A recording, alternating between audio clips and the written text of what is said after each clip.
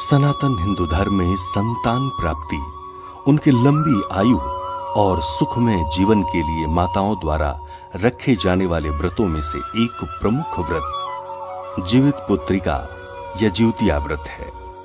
हिंदी पंचांग के अनुसार जिउतिया व्रत प्रत्येक वर्ष आश्विन मास के कृष्ण पक्ष की अष्टमी तिथि को रखा जाता है। इस दिन पुत्रवती महिलाएं अपनी संतान के दीर्घायु, आरोग्य और उज्जवल भविष्य के लिए निर्जला व्रत रखकर भगवान की पूजा और प्रार्थना करती हैं। वहीं अगले दिन विधि विधान से यानी नवमी तिथि को पारण किया जाता है। विशेष तौर पर जिउतिया व्रत पर भी छठ पूजा की तरह नहाय खाए की परंपरा से शुरू होती है। इस व्रत को प्रमुख रूप से उत्तर प्रदेश, बिहार, झारखंड और पश्चिम बंगाल में बड़े ही धूमधाम के साथ मनाया जाता है। चलिए अब जानते हैं कि जीवित पुत्रिका यानी जिउतिया व्रत की तिथि और तारीख क्या है। जिउतिया या जीवित पुत्रिका का पावन पर्व हर वर्ष आश्विन मास के कृष्ण पक्ष के 7वें से 9वें चंद्र दिवस तक मनाए जाने का विधान हिंदी पंचांग में बताया गया है। आपको बता दें कि इस बार जिउतिया का पावन पर्व 28 सितंबर से 30 सितंबर 2021 तक मनाया जाएगा। जिउतिया व्रत शुभ मुहूर्त 2021। जीवित पुत्रिका व्रत 29 सितंबर 2021। अष्टमी तिथि प्रारंभ 28 सितंबर को शाम 6:16 से।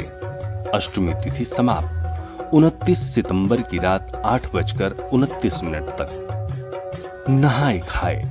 जिउतिया व्रत के पहले दिन यानी नहाए खाए को सूर्यास्त के बाद कुछ खाना नहीं चाहिए। ऐसी मान्यता है कि ऐसा करने से व्रत खंडित हो जाता है। 3 दिन तक चलता है व्रत। जिउतिया व्रत 3 दिनों तक चलता है। पहला दिन नहाए खाए, दूसरा दिन जिउतिया, निर्जला व्रत और तीसरे दिन पारण किया जाता है। अब इसकी विधि क्या है, चलिए वो भी जानते हैं। जिउतिया व्रत के दिन सनातनी महिलाएं नित्य कर्म स्नान आदि करके स्वच्छ वस्त्र धारण करें। इसके बाद पूजा स्थल पर सूर्य नारायण की प्रतिमा को स्नान कराकर स्थापित करें। इसके बाद धूप दीप आदि से आरती करें और फिर मिष्ठान का भोग लगाएं। इस व्रत में माताएं सप्तमी तिथि को भोजन और जल ग्रहण कर व्रत की शुरुआत करती हैं और अष्टमी तिथि को पूरे दिन निर्जला व्रत रखती हैं। उसके बाद अगले दिन यानी नवमी तिथि को व्रत का पारण के साथ समापन करती हैं। हमारे धर्मशास्त्रों में जीवित पुत्रिका व्रत से कई कथाएं जुड़ी हुई हैं, जिनमें से एक कथा महाभारत से जुड़ी है। पौराणिक कथाओं के अनुसार अश्वत्थामा ने बदला लेने के लिए उत्तरा की गर्भ में पल रही संतान को मारने के लिए ब्रह्मास्त्र का इस्तेमाल किया। उत्तरा के पुत्र का जन्म लेना जरूरी था। फिर भगवान श्री कृष्ण ने उस बच्चे को गर्भ में ही दोबारा जीवन दिया। गर्भ में मृत्यु को प्राप्त कर फिर से जीवन मिलने के कारण उसका नाम जीवित पुत्रिका रखा गया।